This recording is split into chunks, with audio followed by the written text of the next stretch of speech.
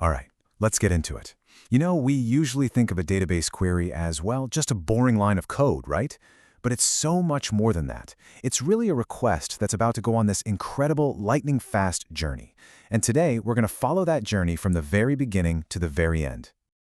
Seriously, think about it. You're on a website, you're looking for something, a product, a photo, anything. You type it in, you hit enter, and poof, the answer just appears. It feels like magic. But what's really happening in that blink of an eye? Well, that's the secret life of a database query, and we're about to pull back the curtain. So, we're going to follow our query's path through 6 key stages. We'll start with how the heck the database even understands the request in the first place. Then, we'll see it drop a map, a plan of attack. After that comes the real magic, the search for pure speed. And finally, we'll wrap up by seeing why this whole invisible process is what makes our digital world feel so, well, instant. Okay, so our journey kicks off with this big idea called query processing. This is basically the entire system, the whole shebang that handles your request from the moment you send it off. Here's a great way to think about it. Imagine you walk into a massive library and hand the librarian a note that says, "I need books about space." That's your high-level query. But the library itself is organized by a super complex, low-level code. Query processing is that expert librarian who instantly translates your simple note into the exact, most efficient steps needed to find every single one of those books. And not librarian, our database, follows a very clear 6-step path. This is going to be our roadmap for this whole explainer. It starts with parsing and validation, moves on to semantic analysis, then the super important query optimization before it generates a plan, executes it, and finally gets you your results. So let's dive into those first 2 steps, decoding the request. Right, so before the database can even dream of finding your data, it has to be 100% sure it understands what you're asking.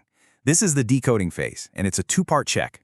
First up, it's basically a grammar check. The database parses your query, making sure you followed the rules of the language, like SQL.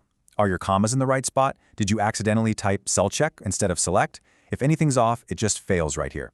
This is the database's first line of defense against a confusing or just plain broken request.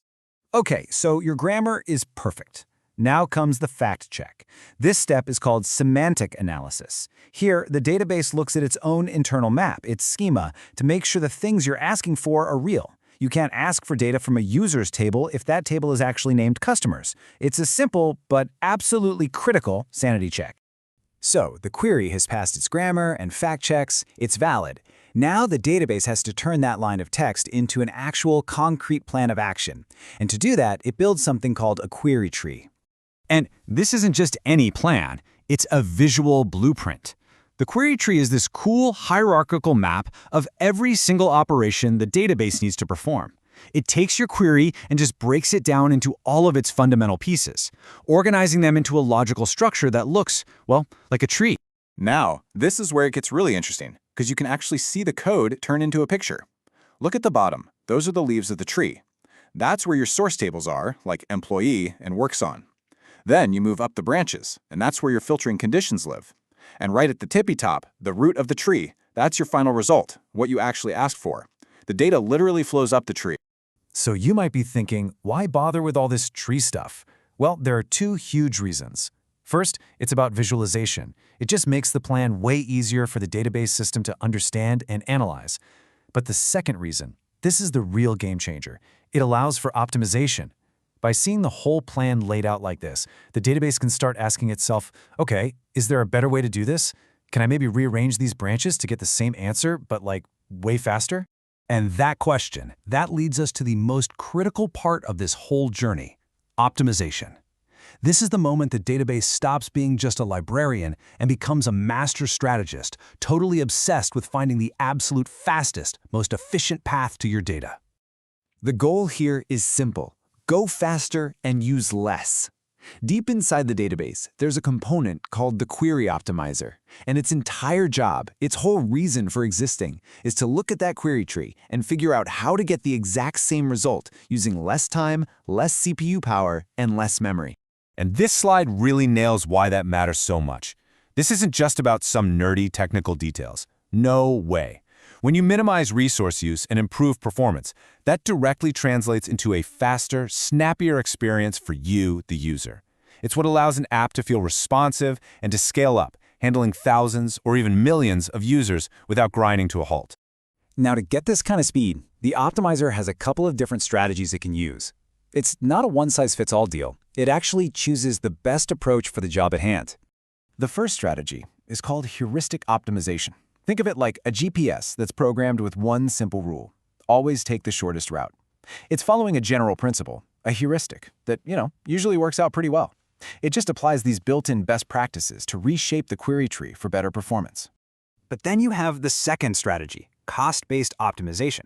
Now this is the smart GPS, the one that checks live traffic, looks at road closures, and even considers the weather. It doesn't just look for the shortest route, it calculates the cost, the actual time, of many different routes to find the one that is truly the fastest right now. It uses all sorts of internal statistics about the data to make an incredibly educated guess. And this table just lays out the trade-offs perfectly. The heuristic approach, our shortest distance GPS, is simple, it's easy, but it can adapt if there's a massive traffic jam on that short route. The cost-based approach, our live traffic GPS, is way more complex, but because it's using real data and stats, it can adapt to changing conditions and find a much better path. In reality, most modern databases use a smart combination of both. Okay, let's make this real with an example. Here we have an initial query plan. Notice what it's doing?